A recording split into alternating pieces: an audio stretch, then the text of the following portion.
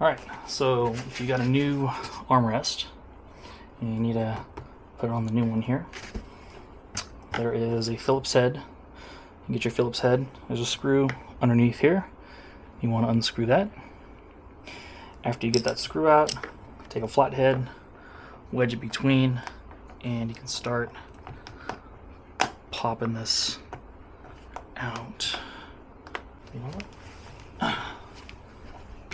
I'm just gonna, there we go. Just gonna pull it off. Just pop right off. Look at that. Easy.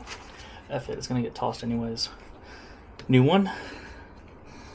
Make sure that the front piece is going first. Slot that one first.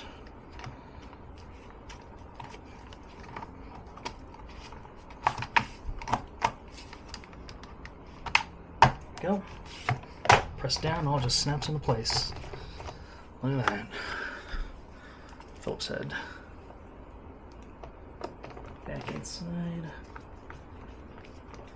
Tighten it down. Ta-da! Brand new. Look at that.